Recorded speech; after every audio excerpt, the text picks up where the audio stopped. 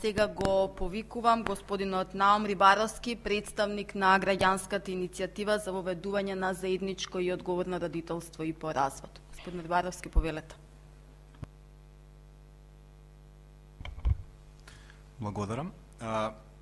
Почитувани гости, почитувани коорганизатори и почитувани поддржувачи на настанот. Би сакало од иницијативата за заедничко родителство после развод да изразам задоволството за одржување на оваа конференција, затоа што ова е круна на нашата досегашна работа, која што почна пред точно 2 години од сосема неформален мобет помеѓу четворица засегнати родители.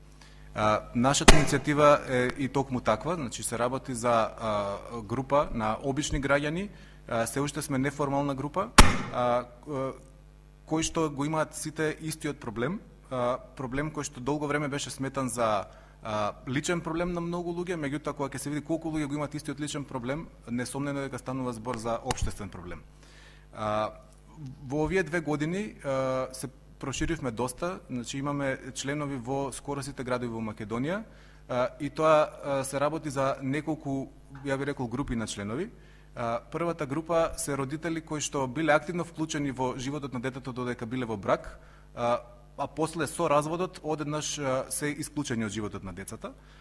Втората група се родители кои што никогаш не добиле можност да бидат вистински родители. Се развеле кога децата биле бебиња од неколку месеци, ги гледаат 2 до 4 сати месечно и немаат можност апсолутно никаква да остварат поблизу контакт со своите деца. Третата група се, ја би рекол, совесни родители, значи родители кои што независно од сегашното законодавство, врз основа на сопствената свест и совест, решаваат да го практицираат заедничкото родителство и тие се тие родители кои што ни потврдуваат дека ова што го бараме е всушност корисно за децата. И четвртата група се блиски роднини наши, значи на засегнатите родители, кои што исто така се казнети да не можат да остваруваат нормален контакт со своите внучиња, само затоа што родителот од нивната фамилија е разведен и нема можност ниту тој да го гледа своето дете. Проблемот што не обедини е доста јасен и доста познат. Одамна се работи за присилно осирачување на децата од разведени бракови. Односно, ако родителите не се договорат како да ги остваруваат родителските права и одговорности, тогаш државата настапува со своите драконски решенија, при што на родителство кој што не живее детето му се овозможува да поминува со детето не повеќе од 5 до 6 дена месечно. Со тоа се нарушува рамноправноста помеѓу родителите која што провеува низ Законот за семејство. Меѓутоа, самиот закон вика при развод децата се доделуваат на чување и воспитување само еден родител. Значи, деца што имале родители да ги чуваат, двајца родители да ги чуваат и воспитуваат, одеднаш останува само со еден родител во таква улога, додека другиот родител добива улога на посетител, односно станува споредна фигура, спореден родител во втор ред. Втората работа е што законот е недоречен. Овие несватливи решенија за видување никаде не се пропишани во законот, ниту пак знаеме од каде произлегуваат. Се работи за долгогодишна пракса на центрите за социјална работа, која што пред се предизвикува штета за децата. Чесно е да се каже дека сите овие проблеми настануваат само кога родителите не можат да се договорат. Секогаш родителите имаат можност прво да постигнат меѓусебен договор. Меѓутоа гледаме дека договорите се ретки, затоа што прво се работи за луѓе кои што се во конфликт од висок степен, значи во конфликт кој што довел до развод. На тие луѓе им е потребна помош и асистенција да воопшто да може да седнат на иста маса. Најчесто таа помош не ја добиваат, нема кој да ги седне и со кој да разговараат за да постигнат некаков договор. И втората битна причина зашто нема договори е што оваа пракса е одамна позната. Веќе може со голема сигурност да се претпостави како секоја бракоразводна парница ќе заврши. И бидејќи е така, едниот родител кој што знае дека ќе го добие детето и ќе остане родител од прв ред, нема интерес да се договара со другиот родител. Односно, се злоупотребуваат државните институции за да од одмазда кон бившиот брачен партнер, тој брачен партнер се исклучи од животот на децата. За да се смени ова, ние всушност имаме две барања кои што значат темелна реформа на семејното законодавство. Првото барање е да се воведе одредба за заедничко вршење на родителските одговорности независно од брачниот статус. Односно, секогаш кога децата имаат двајца родители што сакаат, можат и се подобни да ги гледаат, тоа да се овозможи, односно како што било додека родителите се во брак, така да продолжи понатаму. Двајцата да бидат еднакво одговорни. Тоа е всушност таа презумпција за еднаква родителска одговорност, односно бараме ова заедничко родителство да биде почетна основа за одлучување. Затоа што во најголем број случаи двајцата родители независно од нивниот меѓусебен однос се добри родители и родители кои што можат да остваруваат квалитетно родителско право. Втората работа која бараме е регулација на најболната точка. Тоа е времето поминато со децата за секој од родителите. Всушност, од недоволното време со децата произлегуваат сите останати проблеми. Тоа бараме да се реши на два начина. Првото е воведување на право за минимум за гарантирано време за родителство кој што не живее детето, од отприлика 1/3, околу 120 дена годишно.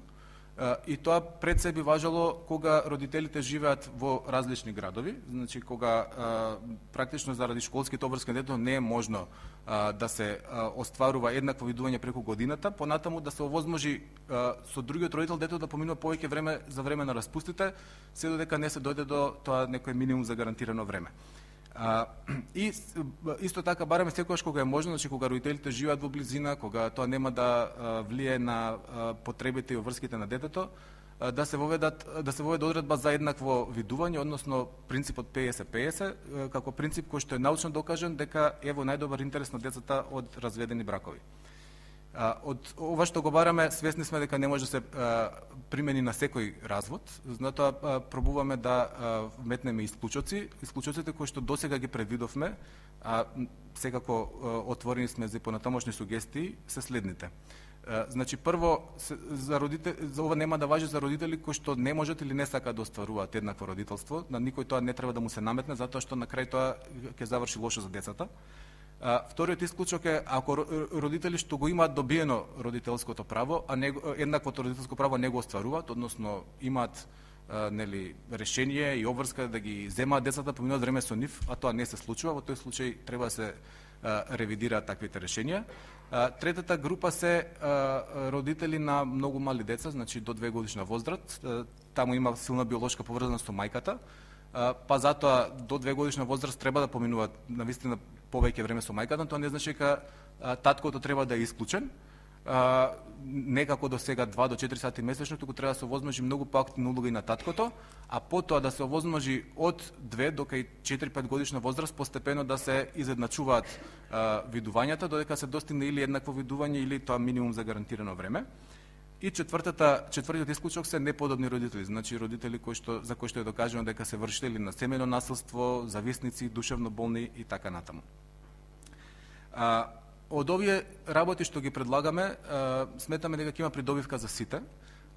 Прво би сакал да нагласам за скептиците околу нашава иницијатива дека изедначување на родителски права не значи дека некој ќе изгуби некакви права. Значи ова не е колач што го делиме. Туку напротив, со тоа што го бараме ќе биде пред се добро за децата, а единственото право кое што ќе се изгуби е правото да се користат децата како средство во бракоразводни постапки, што верувам ќе се согласиме дека никој не смее да го има тоа право.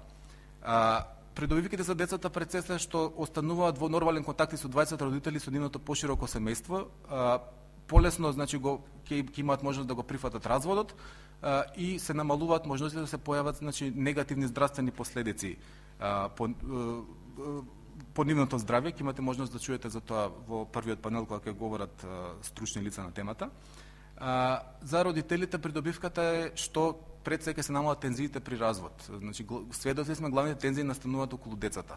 Со намалување на тензиите практично родителите ќе бидат упатени да се договорат според најдобриот интерес на детето. И на крај ќе има придобивки за самата држава, веруваме за центрите за социјална работа, затоа што више нема да има бескрајни седења таму во центрите, расправи со службениците, поднесување приговори, поднесување жалби. Многу поголем број на разводи од колку што е сега би требало да завршат со договор помеѓу родителите. И на крај би сакал да нагласам дека со овие измени што ги предлагаме, Македонија ќе постигне усогласеност со меѓународните конвенции, пред се со Конвенцијата за правата на детето, каде што е јасно нагласено дека децата имаат право на контакт со двајцата родители, освен во исклучителни ситуации кога тој контакт е на штета на детето. Овие работи околу нашите барања и придобивките ги кажав и минатата година кога имавме дебата на оваа тема. Она што е различно од минатата година е што ова иницијатива во меѓувреме е доста окрупната и доста доби на значење преку поддршка од еминентни институции и поединци. Иако многу направивме за овие 2 години, всушност ние што сме во иницијативата чувствуваме дека ништо не сме направиле. Се уште сме родители вторец, се уште слабо ги гледаме децата. И се додека е тоа така, а ќе биде така додека не се смени законот, оваа иницијатива ќе биде многу активна и ќе продолжи да стои на располагање за сите кои што сакаат да работат заедно со нас во насока на промена на законодавството. Ви благодарам.